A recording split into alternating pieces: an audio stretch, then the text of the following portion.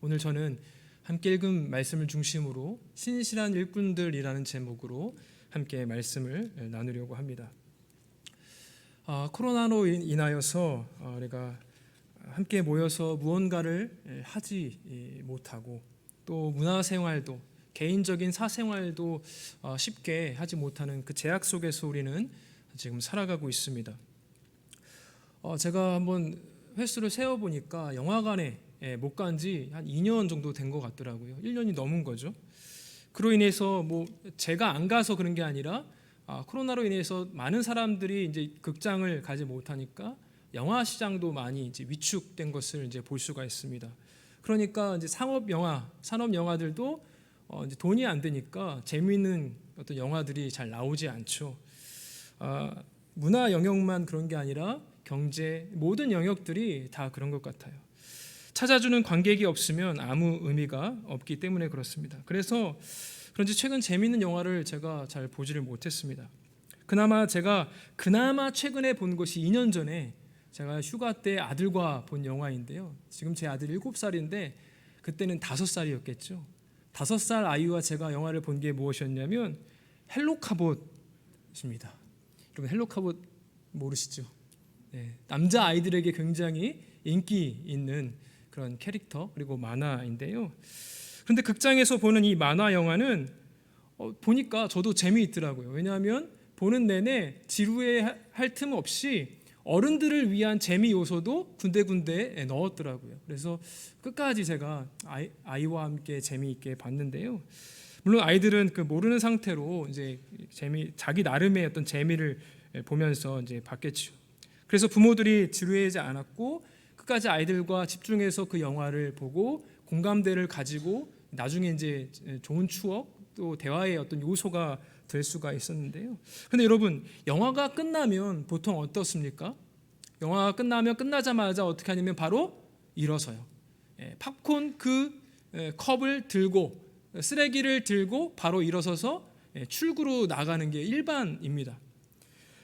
그런데 영화가 끝나면 화면에 끝이라는 어떤 메시지가 나오는 게 아니라 영화가 끝나면 배경음악들이 나오면서 또 영화를 제작한 사람, 수고한 사람들, 스태프들의 그 명단이 쭉 이제 올라가거든요. 그것을 엔딩 크레딧이라고 이야기를 하는데 아들과 봤을 때는 그 BGM 나오는 그 만화 주제곡을 이제 아이가 이제 부르면서 그거 엔딩 크레딧이 다 올라갈 때까지 모든 그 화면에서 아무것도 나오지 않을 때까지 계속 앉아 있었습니다. 얼마나 재미있었는지 그 여운에 계속해서 앉아 있었던 것이죠. 이 엔딩 크레딧은 영화나 혹은 이제 TV 방송, 쇼프로들을 보더라도 이제 쇼프로는 TV에서 볼 때는 밑에 하단에, 그렇죠? 하단에 쭉 이제 지나가죠. 제작자, 함께 참여했던 스태프들의 이름들이 이제 쭉 열거가 되는데요. 여러분 쭉 보다 보면 한 편의 영화, 하나의 어떤 쇼 프로그램을 만들려 하더라도 굉장히 많은 사람들의 수고가 있구나, 많은 사람들이 참여한다는 것을 우리는 알 수 있습니다. 여러분 인류의 역사는 한 편의 영화도 같습니다. 하나님 나라의 비밀, 복음의 비밀이라는 영화를 하나님께서 제작하셨고 태초부터 지금까지 온 우주가 볼 수 있도록 우리 하나님께서 드러내셨어요. 성경을 통하여 우리로 하여금 알게 하셨고 온 자연 세계를 통하여서 하나님께서 그 영화를 지금 상영하고 계세요. 그 비밀의 주인공은 누구입니까? 바로 계시의 그 완성이신 바로 예수 그리스도이십니다. 예수님은 보이지 않는 하나님의 형상이고 모든 피조물보다 먼저 나시니다 라고 성경은 이야기합니다. 또 만물을 창조하시고 다스리시는 분이 바로 우리 예수 그리스도이십니다. 그런데 피조물인 인간이 죄로 타락하여 하나님의 원수가 되었죠.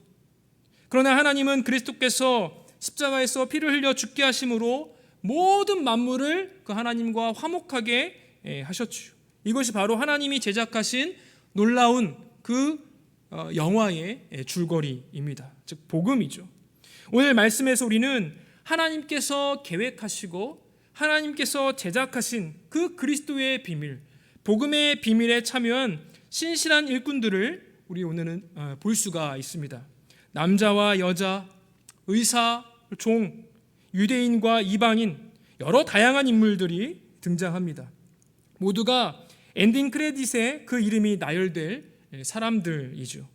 저는 오늘 말씀을 통해서 그리스도를 믿고 따르는 우리 귀한 성도 여러분들도, 하나님의 백성인 여러분들도 복음의 신실한 일꾼으로서 단지 복음을 듣고 지켜보는 자가 아니라 복음을 듣고 반응하며 하나님 앞에서 주의 신실한 일꾼, 충실한 일꾼으로서 하나님 앞에 드러내기를 간절히 소원합니다. 여러분의 이름이 엔딩 크레딧에 기록되어 있다는 것을 우리는 기억할 필요가 있습니다. 그렇다면 여러분의 이름이 어떻게 기록되길 원하십니까? 오늘 본문에는 총 11명의 이름과 몇몇 교회가 등장이 됩니다. 편지를 전달하는 사람들, 또한 복음의 동역자들, 그리고 그 편지를 서로 회람하고 보았던 그 연합 교회들이 언급이 되는데요. 중요한 것은 이 세 그룹에 속한 모든 구성원들이 이 그리스도의 비밀, 복음에 함께 참여한 신실한 일꾼들이었다라는 거예요. 먼저 우리 7절부터 9절까지를 살펴보면 두기고와 오네시모에 대해서 이야기를 하는데, 우리 7절부터 9절까지의 말씀을 먼저 한번 읽어보겠습니다. 시작. 두기고가 내 사정을 다 너희에게 알려주리니 그는 사랑받는 형제요 신실한 일꾼이요 주 안에서 함께 종이 된 자니라. 내가 그를 특별히 너희에게 보내는 것은 너희로 우리 사정을 알게 하고 너희 마음을 위로하게 하려 함이라. 신실하고 사랑을 받는 형제 오네시모를 함께 보내노니 그는 너희에게서 온 사람이라. 그들이 여기 일을 다 너희에게 알려주리라. 아멘. 7, 8절에는 먼저 두기고가 언급이 되고 또 9절에는 오네시모가 등장을 합니다. 그런데 이 공통점은 둘 다 바울의 사정을 골로새 성도들에게 직접 알려주는 역할을 감당한 거죠. 그러니까 편지를 전했던 공통점이 있는 거예요. 바울이 쓴 편지를 전달하면서 동시에 바울의 안부를 전해주는 역할을 한 것이 바로 이 두기고와 오네시모였습니다. 바울은 곁에 있던 많은 사람 중에 특별히 두기고를 택하여서 골로새 교회에 보내었는데요. 그 이유는 8절에 나와 있는 것처럼 골로새 교회가 바울의 사정을 알게 되어서 그 마음의 위로를 주기 위해서 보내었다라는 거예요. 그 일에 두기고가 적격이었던 것이죠. 9절에 언급된 오네시모 역시 같은 임무를 맡았습니다. 두기고와 함께 바울이 있는 그곳의 일을 다 골로새 교회 성도들에게 알리려고 사도 바울이 보내었던 것이죠.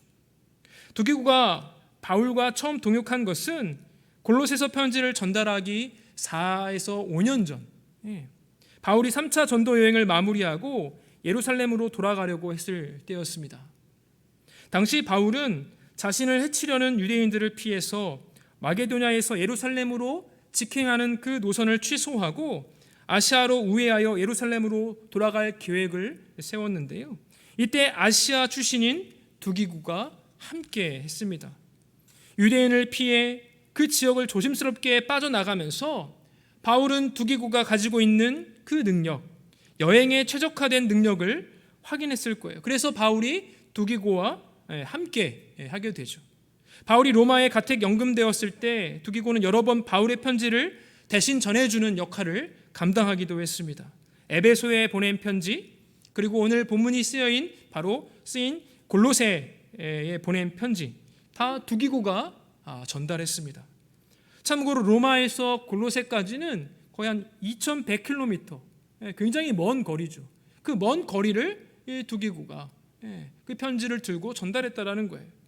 두기고는 그 먼 길을 가는 동안 강도나 여러 가지 위험, 날씨나 건강의 어려움, 여러 가지 분명히 장애물들이 있었을 겁니다. 그럼에도 불구하고 이 두기고는 신실하게 맡겨진 그 임무에 충실하고 신실했던 것을 우리는 볼 수가 있습니다. 정말 믿음직한 일꾼 아닙니까? 또한 바울이 두 번째로 로마 감옥에 갇혔을 때 두기고는 바울 대신 디모데가 있던 에베소, 그리고 디도가 있던 그레데로 보내졌습니다. 디모데와 디도가 바울을 만나러 로마 감옥으로 올 때 교회를 대신 맡아줄 합당한 인물이 바로 두기고였던 것이죠. 그만큼 두기고는 신실했던 자였고 또 경건했던 자가 바로 이 두기고였습니다. 바울은 그를 가리켜 두기고는 사랑받는 형제다, 그는 신실한 일꾼이다, 그리고 주 안에서 함께 종이 된 자라고 부르고 있습니다. 바울은 두기고를 자기의 어떤 하수처럼 부하라고 여기지 않아요. 뭐라고 이야기합니까? 주 예수 그리스도를 섬기는 같은 종이다. 하나님 주를 섬기는 그냥 종의 같은 종이다라고 이야기를 하고 있습니다. 두기고는 예수 그리스도께 참으로 신실한 일꾼이었습니다. 그리고 그런 두기고를 주님께서 사랑한다라고 바울은 그를 향한 신실한 형제다라고 이야기를, 사랑받는 형제다라고 이야기를 하고 있습니다. 주 안에서 사랑하는 성도 여러분, 우리 모두가 주님의 종 아닙니까?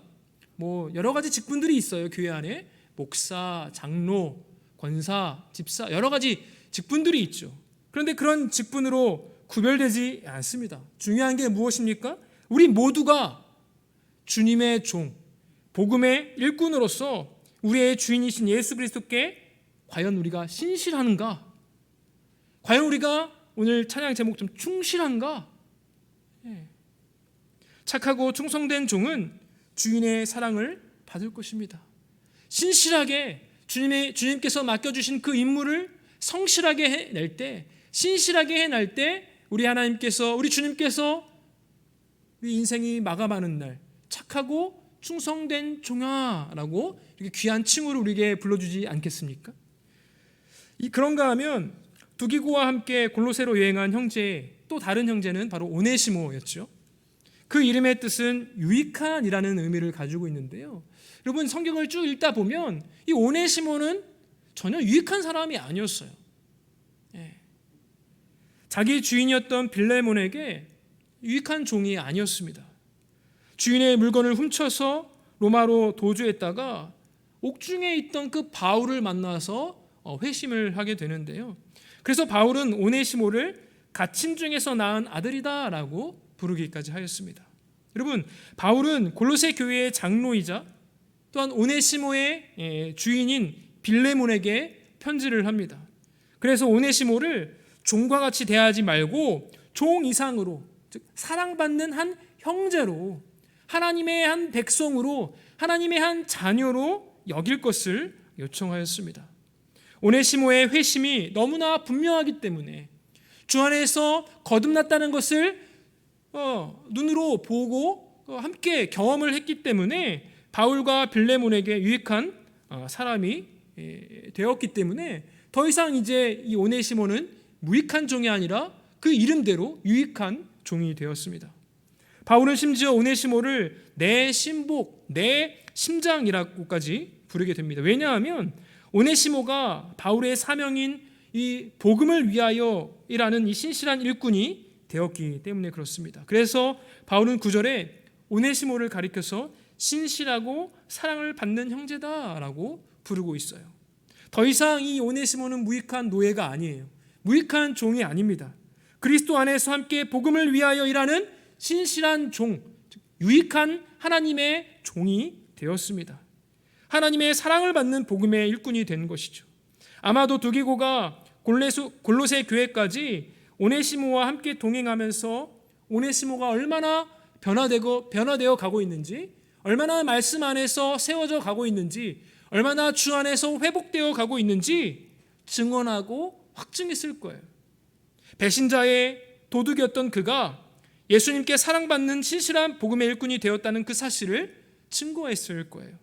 주 안에서 사랑하는 성도 여러분, 이처럼 과거의 죄, 과거의 잘못들, 현재 주님을 섬기는데 전혀 문제가 되지 않습니다.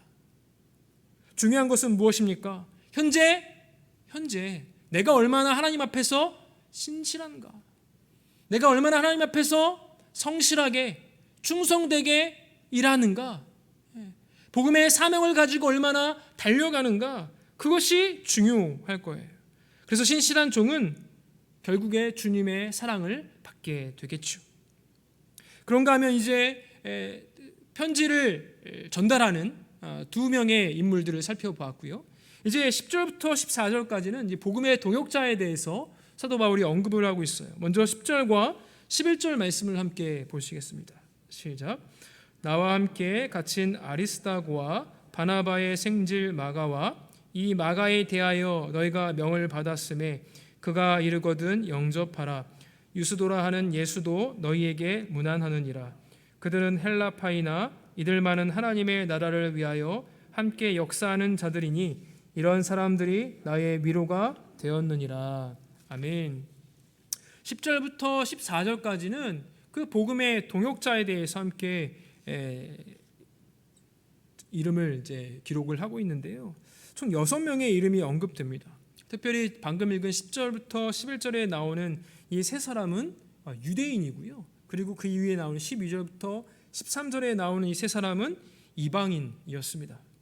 하나님 나라를 위하여 함께 역사하는, 함께 수고하는, 함께 동역하는 이들은 유대인이거나 혹은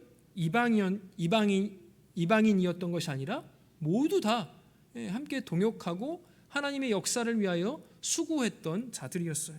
그러니까 인종에 상관없이, 지역에 상관없이 누구든지 그리스도 안에서 거듭난 인생이라면, 하나님의 자녀가 된 자라면, 하나님의 긍휼하심과 자비하심으로 부르심을 입은 모든 백성이라면 그리스도를 섬기는 주의 종이 될 수 있다라는 거예요. 그러면 먼저 3명의 유대인 일꾼들을 살펴보겠습니다. 바울은 그들을 가리켜서 하나님 나라를 위하여 함께 역사하는 자들이다라고 이야기를 합니다. 여러분, 아리스다고는 데살로니가 교회의 대표 중 하나인데요. 바울의 3차 전도 여행 때 복음 사역에 함께 참여했던 사람이었습니다. 그는 에베소에서 아데미 숭배자들이 소동을 일으켰을 때 군중에 붙들려 체포되기도 했던 인물이었죠. 그 이후에는 두기고처럼 바울과 함께 예루살렘으로 귀환하는 여행길에 함께 했고, 바울이 예루살렘에서 잡혀 로마로 압송될 때 바울과 함께 그 길에 동참했던 인물이었습니다. 여러분, 로마로 가는 길에 배가 난파되고 겨우 살아남아 무인도에서 목숨을 보존하는 그런 일들도 있었어요. 바울이 로마로 끌려가며 겪은 많은 고난에 이 아리스다고도 함께 동참한 것뿐만 아니라 10절을 보면 바울과 함께 뭐한 자래요? 갇힌 자다라고 이야기를 하고 있습니다. 그는 복음이 예루살렘에서 시작하여 로마에게까지 전달되는 하나님 나라 사역에 함께 힘쓴 일꾼이 되었습니다. 또한 마가 요한은 바나바의 생질이죠. 정말 유명한 인물 아닙니까? 바나바의 조카로 유명한 인물이죠. 큰 흉년이 들었을 때 안디옥 교회가 예루살렘 교회를 연보하기로 하는데 바울과 바나바가 그 일을 위해서 예루살렘 교회를 방문하였습니다. 그리고 안디옥으로 돌아오는 길에 마가를 데리고 오게 되는데요. 참고로 마가의 어머니 마리아가 내준 다락방에서 초기 예루살렘 교회가 모였다고 합니다. 또 안디옥 교회가 성령의 지시로 바울과 바나바를 하나님 나라 사역을 위해서 파송할 때 마가는 그들과 함께했던 어떤 초창기 멤버이기도 했어요. 하지만 사역자로서 그는 좋지 않은 인상을 남겼습니다. 너무나 우리가 잘 알고 있죠. 사역지에 도착하자마자 뭐 하겠다라는 거예요? 다시 돌아가고 싶다라는 거예요. 다시 집에 돌아가고 싶다고 도중 하차하게 됩니다. 이 일로 바울과 바나바는 두 번째 전도 여행을 시작할 때 크게 이제 다투고 따로 찢어져서 이제 사역을 하게 되는 어떤 계기가 되는 인물이기도 하였죠. 그런데 약 10년 이후에 바울은 자기들을 떠나 함께 일하러 가지 아니한 자를 데리고 가는 것이 옳지 않다라고 비판했던 그 마가를 하나님 나라를 위해 함께 역사하는 자로 소개를 하더라는 거예요. 마가는 한 번의 실패로 사역을 포기하지 않고 주 안에서 세워졌을 뿐만 아니라 사도 바울로부터 함께 나의 동역자다, 신실한 일꾼이다라는 그런 그 칭찬까지 받게 됩니다. 바울은 골로새 교회에게 마가를 영접하라, 잘 대해주고 받으라라고 요청을 합니다. 빌레몬서를 보면 마가를 나의 동역자라고 부르기도 하는데요. 또한 후에 감옥에서 순교를 앞두고 있었을 때 디모데에게 부탁하여 무엇을 이야기합니까? 마가를 데리고 와라. 마가가 보고 싶다. 그가 나의 일에 유익하다라고 평가를 하죠.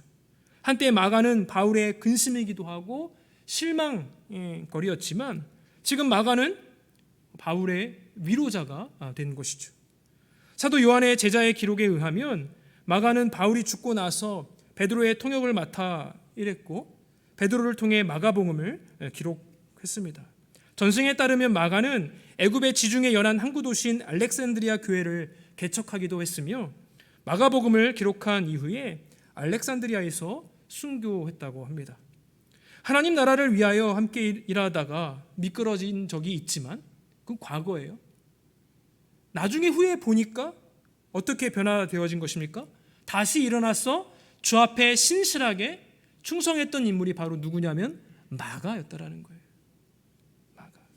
하나님 앞에 귀하게 쓰임 받았어요. 과거에 미끄러졌어도 상관없습니다. 과거에 죄를 지었어도 상관없습니다.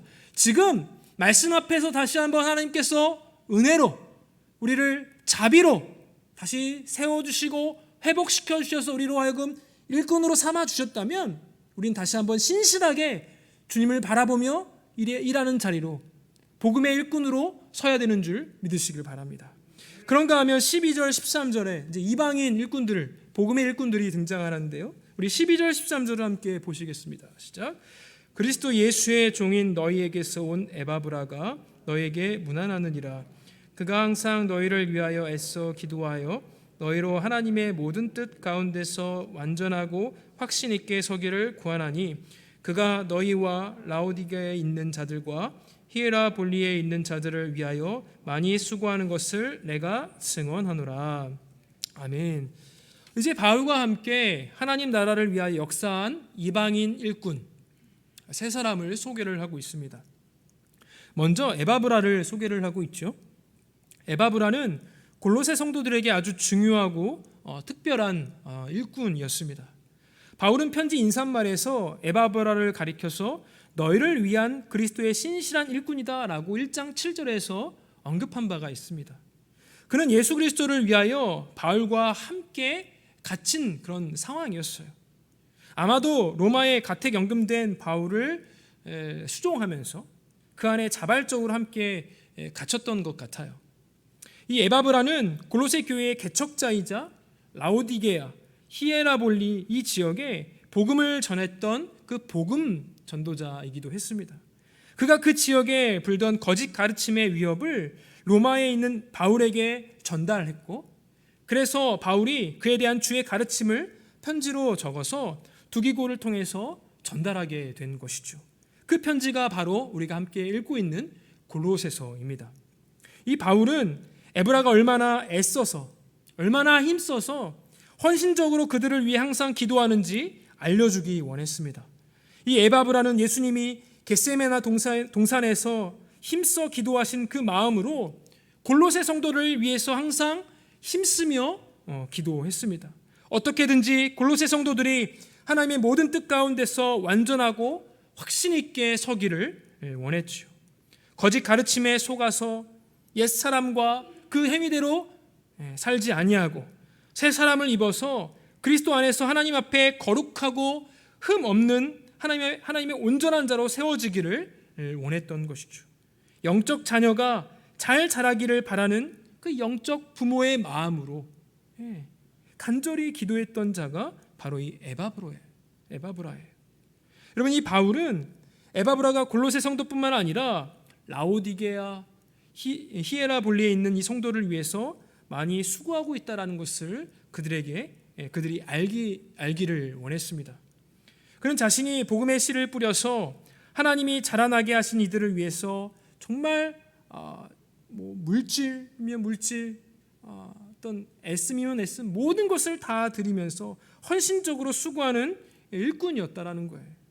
그 먼 거리를 수많은 위협을 무릅쓰고 강행하면서 바울을 만나고 자신이 돌보는 영혼들에게 닥친 위험을 바울에게 알리고 그에 대한 주님의 뜻을 구하고 영혼을 위해서 항상 애써 기도했던 사람이 바로 이 에바브라였다라는 거예요. 여러분, 히브리서 13장에 나오는 것처럼 자기에게 맡겨진 영혼을 경성하기를 자신들이 청산할 자인 것 같이 하는 인도자였다라는 것이죠. 성도를 이처럼 사랑하고 성도를 위해 쉬지 않고 기도하는, 정말 성도를 위해 수고하는 일꾼이 진실로 필요한 시대이기도 합니다. 주 안에서 사랑하는 성도 여러분, 우리는 과연 지체들을 위하여, 함께 신앙생활하고 있는 동역자들을 위하여 이렇게 에바브라와 같이 수고하고 애쓰고 정말 전력을 다하여 기도로 돕는 자인지 한번 생각해 보시기를 바랍니다. 그리하여서 에바브라와 같이 같은 그 일꾼들이 우리 교회 가운데 세워지기를 간절히 소원합니다. 그런가 하면 14절을 보십시오. 우리 14절입니다. 같이 한번 읽겠습니다. 시작. 사랑을 받는 의사 누가와 또 데마가 너희에게 문안하느니라. 아멘. 이제 누가에 대해서 이야기를 하죠. 누가는 바울이 마가 때문에 바나바와 갈라져서 선교 여행을 떠났던 제2차 전도 여행 때 바울과 동행했던 인물이 바로 이 누가였습니다. 3차 선교 여행을 마치고 예루살렘으로 복귀할 때 바울과 함께 하기도 했고요. 로마로 끌려갈 때 함께 하기도 했습니다. 2년 정도 로마에 가택 연금된 기간 내내 바울과 함께 있으면서 도왔던 사람 바로 이 의사 누가였습니다. 바울이 복음을 전하며 매맞고 돌로 맞기도 하고 옥에 갇히며 건강을 해치는 많은 어려움을 당할 때 그를 돌보아주는 주치의가 옆에서 붙었습니다. 그가 바로 누가이죠. 바울은 순교를 앞두고 로마 감옥에 갇혀 있을 때에 나와 함께한 자가 하나도 없고 다 나를 버렸다 이렇게 말하면서, 그런데 단 한 사람 오직 누가만 나와 함께 있느니라 라고 디모데후서에 기록이 되어 있습니다. 누가는 꼼꼼하고요, 정말 세심한 성격인 것을 우리가 알 수 있어요. 무엇을 통해 알 수 있습니까? 사도행전과 누가복음의 그 기록을 보면 우리가 알 수가 있죠. 상세하게 기록되어 있어요. 바울은 누가를 하나님의 사랑을 받는 의사라고 소개를 하고 있습니다. 우리는 여러 직업으로 주님을 섬길 수 있어요. 여러 은사로 주님을 섬길 수가 있습니다. 그러면서도 복음의 일꾼으로 동역하는 하나님의 사랑받는 종이 될 수 있어요. 의사만 하나님의 복음의 일꾼이 되는 게 아니라 모든 사람이 하나님의 그 복음의 일꾼이 될 수 있음을 우리가 기억하면 좋을 것 같습니다.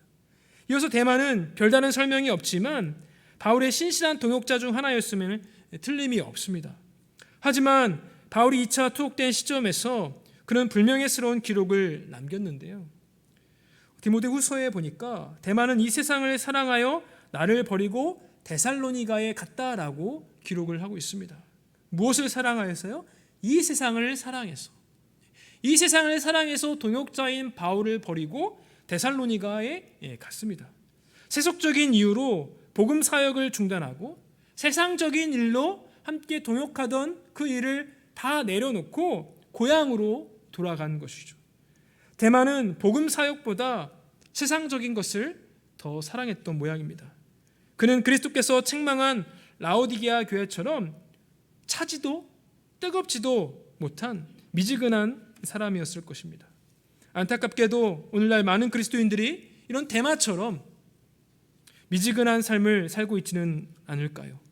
하나님의 복음 사역에서 떠나 세속적인 것을, 세상적인 것을 탐할 때가 얼마나 많이 있는지 모릅니다. 한쪽에는 한 발은 교회에, 한 발은 세상에 걸치면서 이것도 저것도 아닌 종교의 어떤 냄새, 종교의 옷은 입고 있지만 실상 내용들은, 실상 나오는 것들은 종교적인 것은 없고 경건의 능력은 없고 모양만 있는, 오히려 세상의 능력으로 가득 찬 우리들의 모습이 있지는 않은지 점검해 보시기 바랍니다. 그래서 하나님의 복음 사역을 떠나서 세속적인 것을 쫓아 살았던 이 데마, 마치 자기는 하나님이 구원만 하시고 복음의 일꾼으로 세우지는 않은 것처럼 살았던 이 데마, 하나님 나라 역사에 동참하는 사람이 아니라 그걸 지켜보는 구경꾼으로 전락할 수가 있다는 거예요. 사랑하는 성도 여러분, 저는 이 자리에 계신 분들 중에 누구도 데마처럼 살지 않기를 원합니다. 하나님의 그 귀한 복음의 그 비밀, 그리스도의 비밀이라는 그 영화 맨 마지막에 세상을 사랑한 하나님의 종이 아닌 하나님을 사랑한, 하나님 앞에서 신실한 일꾼으로 섬겼던 종이라는 그 귀한 타이틀이 그 비밀의 그 영화 마지막에 언급되기를 바랍니다.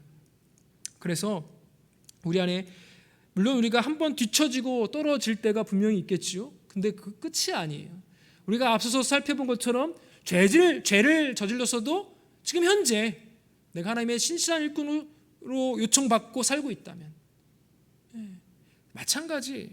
한번 미끄러졌어도, 한번 세상을 사랑했어도 다시 한번 하나님의 긍휼하심과 자비하심으로 우리를 신실한 종으로 우리 하나님께서 초대를 하셨다면 그것에 반응하셔서 나아가시는 저 여러분 되시기를 간절히 소원합니다. 또 그런가 하면 15절과 16절에는 그 교회들에 대해서 이야기를 하고 있습니다. 라오디게아 형제들, 또 눈바와 그 여자의 집에 있는 그 교회에 무난하는 일들을 이야기를 하고 있어요. 마찬가지예요. 교회 안에서 하나님의 그 사도 바울이 그 귀한 편지를 보냈는데 그 편지를 우리 교회만 보는 게 아니라 다른 주변의 교회에도 회람될 수 있도록 계속 연합 사역들을 했음을 우리는 성경을 통해서 또 볼 수가 있고요. 또 17절에 보면 아키뽀에게 이르기를 주 안에서 받은 직분을 삼가 이루라라고 사도 바울이 증언하고 있습니다. 아키뽀는 에바브라가 없는 동안 골로새 교회를 맡아 사역했던 일꾼, 즉 리더였어요. 리더. 바울은 빌레몬서에서 그를 가리켜서 우리와 함께 병사된 아키뽀라고 부르기도 했습니다. 그러므로 주 안에서 받은 직분을 삼가 이루라라는 이 권면은 거짓 가르침에서부터 골로새 교회를 보호하고 끝까지 일꾼으로서 자기 사명을 다하는 권면이겠죠. 에바브라가 골로새 교회를 위해 항상 애써 기도한 것처럼 이 아키뽀는 성도가 하나님의 모든 뜻 가운데서 말씀 가운데서 완전하고 확신 있게 서도록 수고하고 애썼던 인물이 바로 이 아키뽀였습니다. 오늘날 교회에 세워진 일꾼들이 많이 있어요. 한번 세워서 끝이 아니에요. 우리 연초에 청지기 서약을 하죠. 청지기 서약만으로 끝이 아닙니다. 우리는 계속 말씀 앞에 계속적으로 세움을 받고 훈련하고 양육을 받아서 온전히 세워짐을 통하여 사도 바울이 계속 열거하고 있는 신실한 일꾼으로서로 드러나야 될 것입니다. 주 안에서 사랑하는 성도 여러분, 우리가 신실한 일꾼으로 세워지기 위해서는 한 번의 양육, 한 번의 말씀 이게 아니에요. 계속적인 그 훈련이 필요하고 양육이 필요합니다. 그 양육의 자리, 훈련의 자리로 날마다 나아가시는 저 여러분 되시길 간절히 소원합니다. 마지막으로 우리 18절 같이 한번 읽고 마무리하도록 하겠습니다. 같이 한번 읽겠습니다. 나 바울은 친필로 문안하노니 내가 매인 것을 생각하라. 은혜가 너희에게 있을지어다. 아멘. 사도 바울의 마지막 격려의 말은 이겁니다. 내가 매인 것을 생각하라. 은혜가 너희에게 있을지어다. 이 말은 내가 매인 것을 생각하여 나를 불쌍히 여기라 라는 말이 아니에요. 복음을 위해 내가 매이기까지 하나님 앞에서 신실한 종으로 드러나기까지 수고한 것을, 그 수고한 것을 생각해라. 너희도 더욱 정진하라. 너희도 더욱 어떤 어려움, 어떤 장애물 속에서도 하나님 앞에서 신실한 일꾼으로 드러나기까지 계속 애쓰라라는 것을 우리 사도 바울이 권면하고 있는 거예요. 그러면서 편지를 마무리를 하고 있습니다. 그런데 여러분, 이렇게 사도 바울의 권면이 끝이 났지만 사실상 이 권면은 우리에게까지 계속 이어져 오고 있습니다. 바울의 권면은 아직 끝나지 않은 거예요. 왜요? 골로새 성도들에게까지만 이 권면한 것이 아니라 오늘 골로새서를 읽고 있는, 이 골로새서가 읽혀지고 있는 모든 성도, 모든 교회에게 여전히 무엇을 요구하고 있습니까? 내가 매인 것을 생각하라. 사도 바울이 그렇게 끊임없이 하나님 앞에 신실한 일꾼으로 드러나기 위하여서 인내하기도 하고 수고하기도 하고 열심을 다했던 것처럼 사랑하는 성도 여러분, 사랑하는 교회여, 하나님 앞에서 신실한 일꾼으로 드러나기 위하여 애쓰십시오. 달려가십시오. 이것을 지금 여전히 요구하고 있다는 거예요. 주 안에서 사랑하는 성도 여러분, 여러분은 어떤 이름으로 기억되기를 원하십니까? 하나님 나라 복음 사역에 어떤 역할을 담당하기를 원하십니까? 바울처럼 크고 위대한 이름 아니어도 좋아요. 착하고 충성된 사람으로, 신실한 일꾼으로, 충실한 일꾼으로 남으면 되는 것이죠. 유수도처럼 유명하지 않아도 신실한 일꾼으로 남기 원합니다. 마가처럼 넘어진 적이 있더라도 데마처럼 완전히 세상으로 떠나지 않기를 바랍니다. 여러분의 이름이 우리 주 예수 그리스도의 착하고 충성된 종으로 남게 되기를 간절히 소원합니다.